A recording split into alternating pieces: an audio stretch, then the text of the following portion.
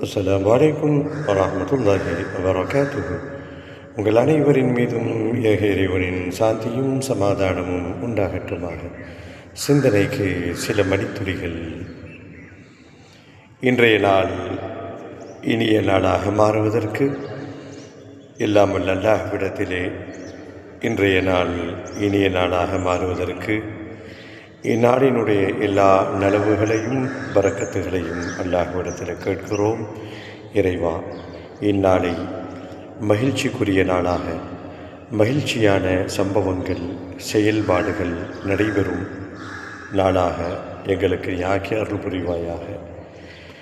இந்நாளில் ஏற்படக்கூடிய தீமைகள், அடுத்த கனப்பொழுது என்ன நடக்கும் என்று அறியாத நிலையிலே இந்த வாழ்க்கையை நாங்கள் வாழ்ந்து கொண்டிருக்கிறோம்.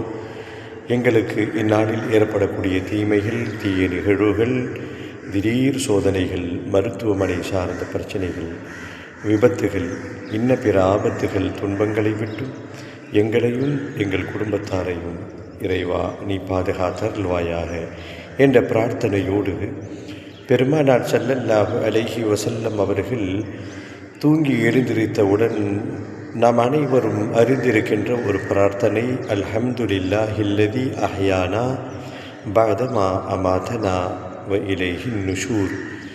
சிறு குழந்தையாக இருக்கும்போது நம் அன்னைமார்கள் நமக்கு சொல்லிக் கொடுத்த இந்த துவாக்கள் எல்லாம் இன்றைய சிறார்கள் அறிந்திருக்க வாய்ப்பு இல்லை. அவர்களை போதிப்பதற்கு தூங்கும் பொழுது தன் அன்னை பக்கத்தில் இருந்து கொண்டு தாய் சொல்ல சொல்ல அல்லாஹும்ம பிஸ்மிக அமூத்து அஹ்யா என்ற துவாவையும், தூங்கி எழுந்திருத்தவுடன் அல்ஹம்துலில்லாஹில்லதி அஹ்யானா பாதமா அமாதனா இலைஹின் நுஷூர் என்ற துவாவையும் சொல்லிக் கொடுப்பதற்கும் இன்றைக்கு யாரும் தயாராக இல்லை.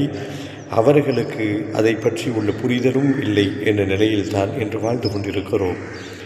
இந்த துவாவை இதையும் நாம் தூங்கி எழுந்திருத்தவுடன் அர்த்தத்தை அறிந்து ஓதினால் இதனுடைய முக்கியத்துவத்தை நாம் உணரலாம்.